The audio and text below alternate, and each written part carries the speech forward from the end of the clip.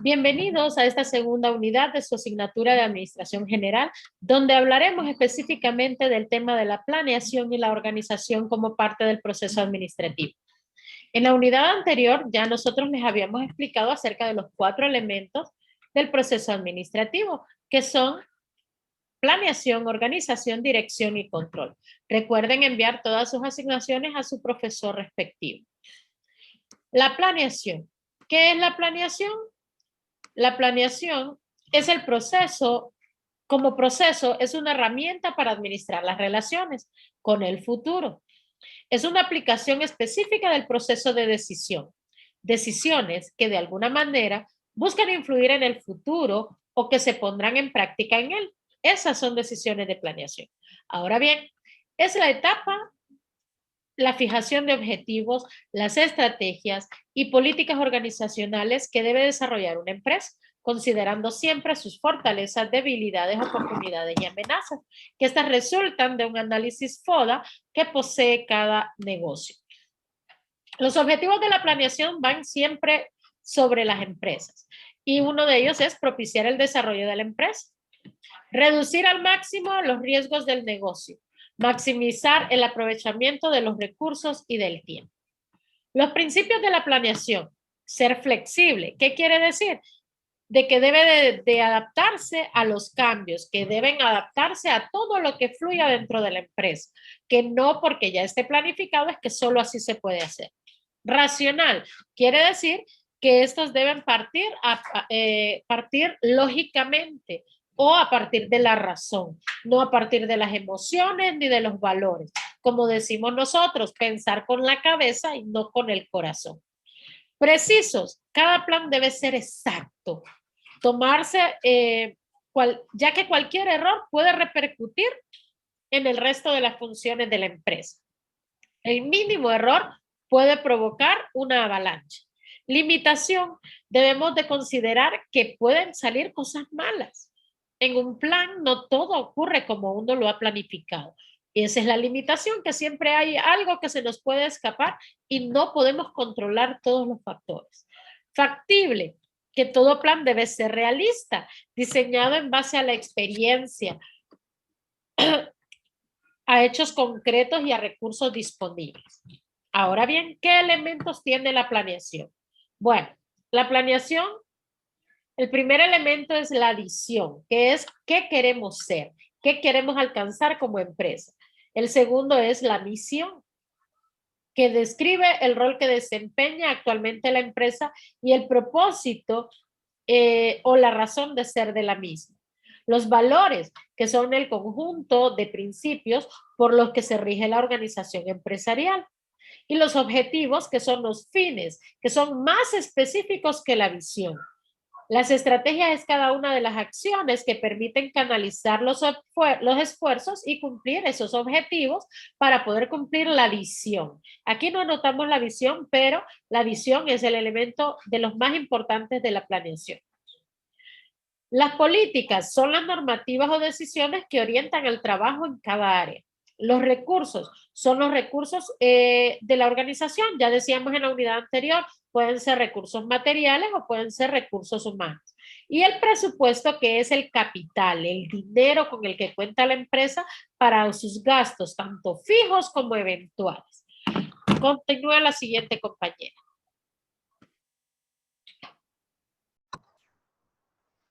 Hola chicos, continuamos con el desarrollo del tema. La profe Mari les saluda, un gusto volver a estar con ustedes a través de este medio y vamos a continuar. Y el siguiente punto, ustedes pueden ver ahí en la pantalla compartida, tenemos los elementos de la planeación. ¿Qué son los elementos de la planeación? Son datos sobre la empresa que harán posible el desarrollo de un plan de acción. Y entre ellos, ¿qué tenemos? Pues lo más importante es la visión. ¿Qué es la visión? No aparece ahí, pero anótenlo ustedes ahí en su cuaderno, es el denominado sueño, a donde la empresa quiere llegar, o sea, cómo ella se mira en 10 años, en 5 años, es la visión, a donde ella se ve trabajando a futuro. Después tenemos lo que es la misión, que ya sí aparece ahí en su diapositiva, que describe el rol que desempeña actualmente la organización. Su propósito es el logro de la visión, es la acción, mire, que desempeña. ¿Qué más tenemos? Ahí tenemos los valores. Todas las empresas tienen valores: responsabilidad, honestidad, puntualidad, ética, todo eso son valores. ¿Qué otro elemento importante también podemos mencionar en la planeación? Los objetivos. No se pueden quedar por fuera los objetivos. Toda empresa planea en base a lo que ha redactado en sus objetivos. ¿Qué pretende? Son los fines más específicos de la visión. También tenemos otro elemento que son las estrategias, que son las acciones que permiten canalizar los esfuerzos para cumplir los objetivos. Hay también políticas, un elemento importante.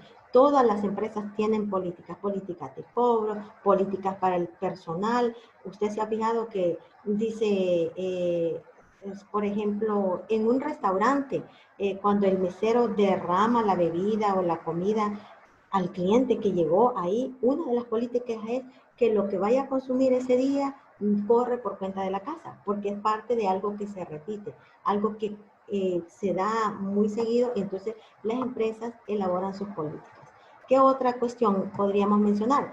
Los recursos. Ninguna empresa funciona si no tiene recursos humanos, recursos financieros, todo tipo de recursos que pudiéramos mencionar nosotros aquí, ¿verdad? ¿Qué más podemos mencionar? Para tener la empresa que pueda funcionar, está también lo que es el presupuesto. ¿A qué nos lleva eso? Al capital, ¿verdad? El presupuesto y el capital. ¿De dónde va a sacar dinero la empresa para que funcione? ¿Va a aportar el capital los mismos socios? ¿Van a sacar un préstamo? ¿De qué manera lo van a hacer?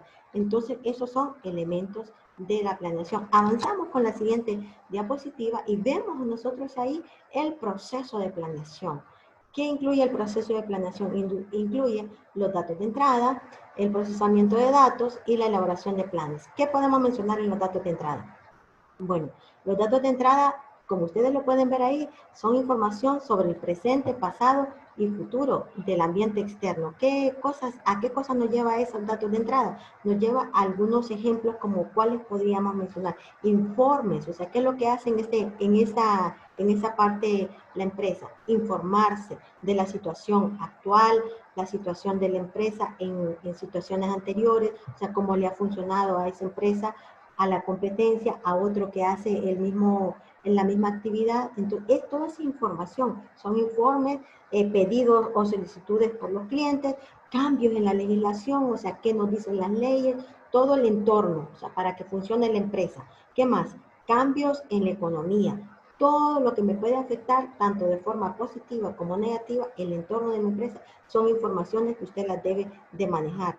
En el siguiente punto tenemos el procesamiento de datos. ¿Qué significa? Que ahora que yo ya sé que las leyes me dicen qué puedo hacer, qué no puedo hacer al echar a andar mi empresa. Por ejemplo, cuando en los datos de entrada usted dice que va a contratar personal, pero usted no puede contratar menores de edad porque la ley no se lo permite. Entonces, ¿cómo lo descubrió usted? A través de los datos que usted encontró cuando investigó. Ahora, ¿para qué le sirve eso? Para procesar toda esa información. No es que solo va a investigar y se va a quedar así en el aire, sino que usted tiene que hacer algo. ¿Qué es lo que significa? Que voy a transformar esa información y voy a hacer que esa información me sirva a mí. ¿Para qué? Para ver el significado de eso, la interpretación. O sea, ¿qué significa cada cosa que yo investigué? Identificar las opciones para lidiar con esas necesidades, con esas amenazas, con las oportunidades o a futuro, ¿qué me puede afectar? Para evaluar también las opciones. Todo eso es el procesamiento de datos. Después de ahí vemos el otro elemento que es la elaboración de un plan. Ok, yo ya tengo información de entrada, yo ya sé que a qué puedo llegar, a qué punto puedo llegar con el procesamiento de toda esa información. ¿Y ahora para qué me sirve todo eso? Me sirve para elaborar un plan. El resultado final del proceso de planeación debe ser la preparación de planes. Estos planes son los que posteriormente se deberán ejecutar. Ahora, ¿qué nos dice ahí? Que, bueno, que en esencia un plan es una guía de acción en el futuro. Establece a qué situación debe llegar la empresa, ¿verdad? O sea, qué tiene que hacer para realizar o arribar o llegar a alcanzar la visión, alcanzar los objetivos, alcanzar la misión, etcétera. O sea, todo lo que ella planeó. Veamos entonces, continuamos con la siguiente diapositiva y vemos ahí tipos de planes. Todas las empresas tienen planes. Ahí vemos aquí nosotros detallados planes temporales y planes permanentes. Yo creo que usted como estudiante tiene unos planes temporales. Algunos decimos casi a final de año, el 31, estamos diciendo, de mañana primero en adelante, yo me voy a poner a dieta. Y ese plan generalmente casi nunca que lo logramos. O sea, por lo menos a mí me cuesta eso. Pero bueno, las empresas también tienen planes a corto plazo, o sea, que ya son a poquito tiempo. Por ejemplo, ¿qué podemos mencionar ahí? El calendario de un curso. ¿Se recuerdan ustedes cuando estaban en las aulas? Tenían un horario de aseo, que eso ya terminaba el año y ahí se terminaba y ya estaba, era temporal. Mientras duraba el año, mientras duraba la clase, mientras duraba, por ejemplo, un evento. Usted hace un plan para un evento y una vez que ya se desarrolló la boda, los 15 años, el bautizo, pues ya ahí usted ya terminó. Pero también tenemos planes permanentes. Ahí son planes que ya son más a largo plazo, que perduran en el tiempo. Entre ellos, ¿cuáles tenemos? Las políticas, los procedimientos y ciertos tipos de objetivos. También lo que es la misión de la empresa. ¿Qué más podríamos decir? Que esos planes permanentes son, así como lo dice, que van a perdurar a futuro.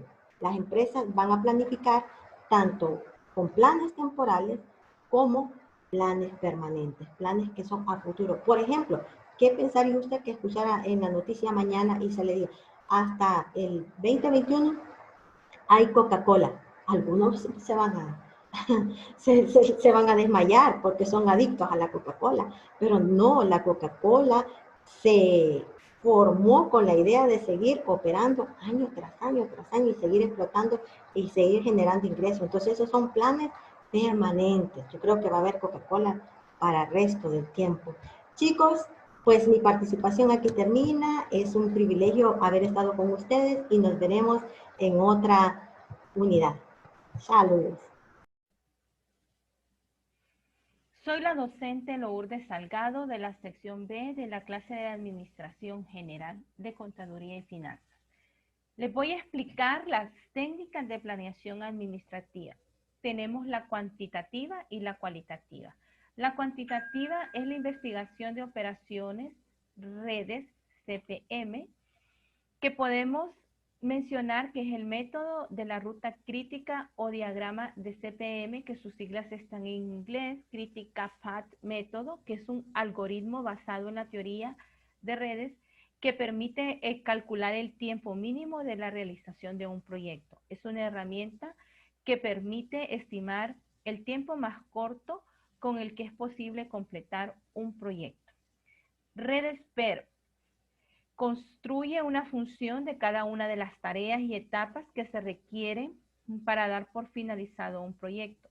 Es similar al diagrama de Gantt, con la diferencia que radica que en este caso deben asignarse 3 tiempos de duración de un proyecto. Árboles de decisiones. Es la técnica que permite analizar decisiones secuenciales basado en el uso de resultados y probabilidades asociados. El diagrama de Ichikawa es un diagrama de causa y efecto. Es la representación de todos los elementos que causan un sistema para contribuir círculos calidad de un problema. Fue desarrollado en 1943 por el profesor Kaoru Ichikawa en Tokio. Es utilizado para identificar todas las posibles causas de un problema específico. Tenemos la técnica de cualitativas, que podemos mencionar los círculos de calidad, que consisten en tener la gestión de organizaciones en la que un grupo de trabajo voluntario se reúne para buscar soluciones a un problema, detectados en sus respectivas áreas de desempeño laboral, para que mejorar algún aspecto que caracteriza su puesto, el trabajo. En el equipo de mejoras, es otra de las técnicas cualitativas, que consiste en pequeños números de personas con habilidades complementarias con carácter temporal, están voluntariamente comprometidas con el propósito común de proponer mejoras en un proceso, utiliza métodos estructurados y parámetros de desempeño y son mutuamente responsables en su realización. Tormenta de ideas también se conoce como la lluvia de ideas, que en algún momento la hemos puesto en práctica en alguna de las clases. Es una herramienta de trabajo grupal que facilita el surgimiento de nuevas ideas sobre un tema, sobre un problema determinado. La lluvia de ideas es una técnica de grupo para generar ideas originales en todo ambiente de la empresa. Vamos a definir la segunda etapa de este proceso administrativo, que es la organización. La organización es la segunda etapa del proceso administrativo en la cual se crea un sistema organizado para lograr las metas, objetivos establecidos en la etapa de la planeación. Organizar consiste en ordenar y coordinar los recursos humanos, financieros, físicos y otros que son necesarios para que alcanzar los objetivos que se colocaron en la planeación y poder tener condiciones para que las personas y las cosas trabajen de forma armoniosa y orientada para alcanzar los mejores resultados posibles. ¿Por qué es importante la organización? Porque ayuda a lograr los objetivos, porque permite utilizar mejores los medios, recursos disponibles, ayuda a tener una mejor comprensión y comunicación entre los miembros de la empresa, suministra aquellos métodos para que se puedan desempeñar todas las actividades eficientemente con un mínimo de esfuerzo, evita la lentitud e ineficiencia de las actividades, reduciendo los costos, incrementando la productividad, reduce o elimina la duplicidad de todos los esfuerzos y las funciones que se puedan visualizar en cada una de esas etapas.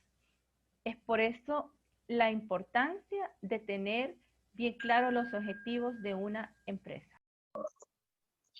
Bueno, buenas tardes, jóvenes. Continuamos con el video, ¿verdad? Para darles la información, la profesora Joan Ortiz con ustedes, y continuamos con el tema. Objetivos de la organización. Dentro de los objetivos de la organización debe de existir siempre, por sobre todo, la simplicidad del trabajo. Que el trabajo sea simple, coordinado, eficaz, que se optimicen las funciones y los recursos con los que cuenta la empresa. Para ello, entonces, los objetivos para la organización debe de ser, número 1, simplificar el trabajo de la empresa, número 2, optimizar los recursos brindados de la empresa, y número 3, coordinar y optimizar las funciones, es decir, mostrar que todo resulte de manera fácil y sencilla.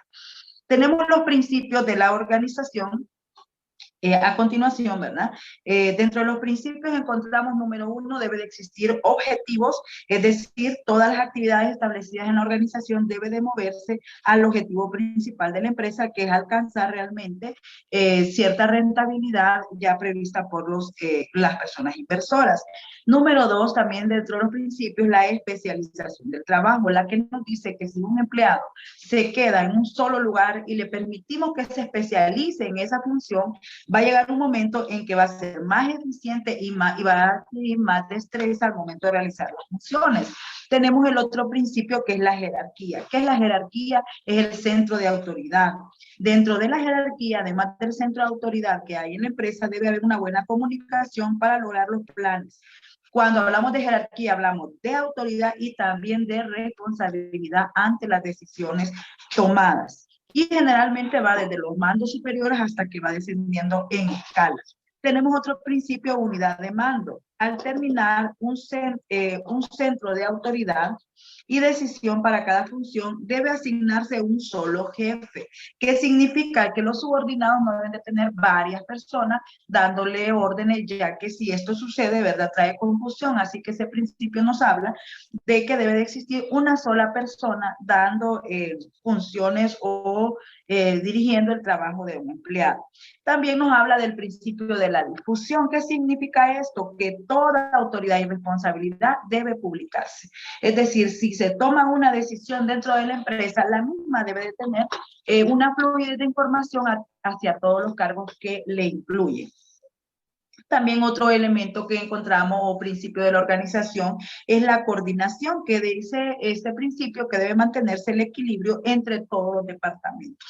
que se relacionan entre sí, por ejemplo, mercadotecnia con finanzas, producción y recursos humanos, etcétera, ¿verdad? Nos habla de que todas las actividades que nos llevan a un fin común deben de estar de manera coordinada. También tenemos dentro de los principios el equilibrio, que el equilibrio, ¿verdad? Nos permite que apliquemos principios, técnicas que le den estabilidad a las decisiones globales de la estructura. ¿Con qué fin? El poder lograr los objetivos de la empresa. También tenemos dentro de los principios la flexibilidad, la cual nos menciona que toda estructura debe de incorporar procedimientos, principios, técnicas, funciones para anticiparse a cualquier reacción o cualquier cambio. Sabemos que las empresas no deben de ser como una roca, ¿verdad? No todo está en piedra. Hay cosas que nos permiten tomar ciertas decisiones dependiendo de los eventos que se van dando en los mercados. Tenemos también los elementos de la organización. Dentro de los elementos de la organización son aquellos que nos permiten hacer posible el desarrollo de lo planificado. Y para estos elementos tenemos lo primero, en la organización debe existir una estructura que nos permita agrupar las personas de acuerdo a sus funciones, a la jerarquía que tiene, a las actividades que realiza y a los objetivos planteados, ¿verdad? Eso es la estructura de la organización. Es decir, darle una forma a la organización. Luego tenemos el otro elemento, sistematización, donde nos dice que todas las actividades y recursos de la empresa deben coordinarse racionalmente al fin de facilitar el trabajo y la eficiencia. Es decir, si una persona constantemente realiza la misma función, va a llegar un momento en que está sistematizado, ¿verdad? Ya sabe qué cosa va detrás de qué, entonces eso permite que los empleados se vayan sistematizando, que ya vayan, como quien dice, fluyendo en ciertas experiencias. Y tenemos también la agrupación y asignación. ¿Qué es esto? Es la agrupación y asignación de responsabilidades y también toma de decisiones. Tenemos también dentro de los elementos la jerarquía, que es la necesidad de establecer niveles de autoridad y responsabilidad dentro de la empresa. Es necesario dentro de una organización de empleados, ¿verdad?, encontrar quién es el que toma las decisiones. Y la simplificación de funciones, otro de los elementos que establece los métodos más sencillos para realizar el trabajo de la mejor manera posible. Pasemos ahora a el proceso de la organización. Aquí encontramos 4 etapas, se las leo rápidamente. Encontramos la etapa número 1, el análisis de los objetivos de trabajo, es decir, la empresa debe definir qué quiero realizar, cuándo lo quiero, cómo lo quiero, para qué lo quiero. Esto nos va a ayudar a ir analizando si los objetivos que nos hemos planteado nos llevan a la respuesta de estas preguntas. Y debe de ser, lógicamente, con los objetivos de la empresa. Tenemos la segunda etapa, que es la división del trabajo, ya les mencionaba, ¿verdad? Dividir los trabajos en partes o unidades, en cada una se atribuye a un grupo de personas, ¿verdad?, para esa unidad de trabajo. Dentro de las empresas, las unidades de trabajo se llaman genéricamente departamentos. Repito, dato muy importante. Dentro de las empresas, las unidades de trabajo se llaman genéricamente departamentos. La división del trabajo permite a las organizaciones lograr objetivos complejos. Por ejemplo, ensamblar equipos, fábricas en producciones mayores, ¿verdad? Y atender diferentes tipos de clientes. Tenemos los otros 3 partes del proceso: definir la responsabilidad y autoridad, lo que les mencionaba, definir quién rige cada departamento y diseñar la estructura organizacional. Dentro de la estructura organizacional tenemos, vamos a la siguiente diapositiva, tenemos el diseño de esta estructura que señala quiénes, ¿verdad?, son los encargados de los empleados, ¿verdad?, quién se va a abocar a quién.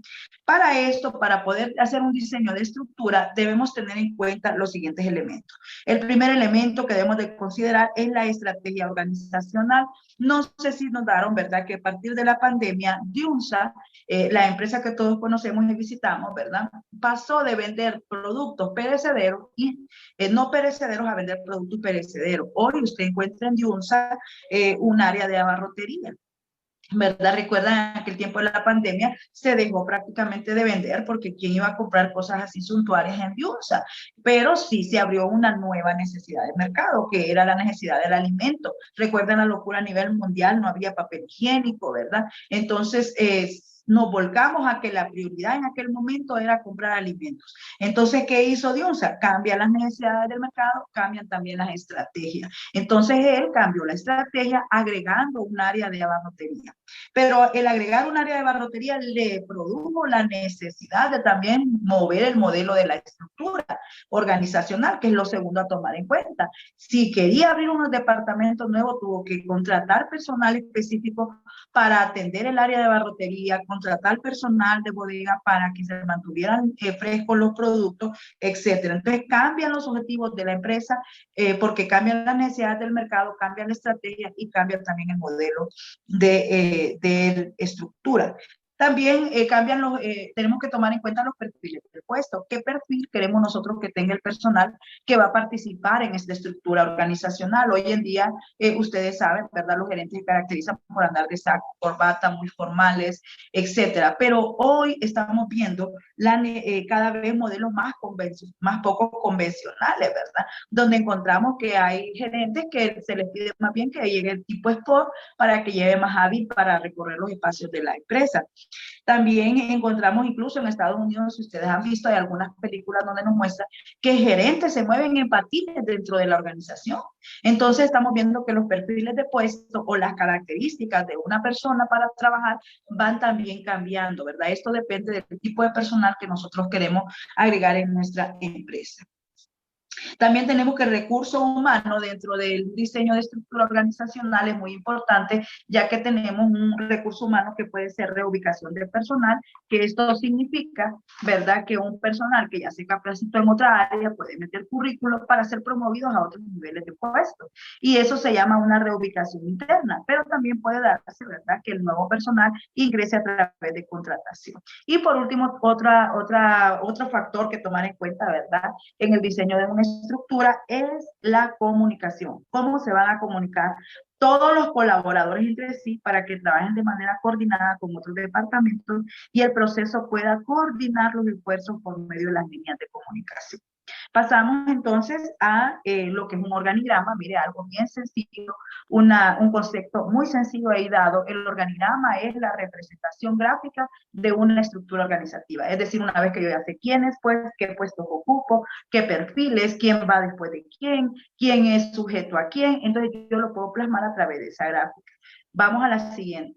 Vemos entonces las recomendaciones para diseñar un organigrama. Lo primero que debo de tener en cuenta es la división del trabajo y definición de las responsabilidades. Cuando yo ya sé quién va arriba, en la sigma organizacional debe de ir el jefe máximo, el que tiene mayor autoridad, el que tiene mayor responsabilidad en la toma de decisiones, ¿verdad? Y de ahí esto va bajando de manera escalonada hacia abajo. En cuanto mi nombre o mi cargo aparezca más abajo en la línea organizacional, significa que todos los que están por encima de mí son autoridades superiores, ¿verdad?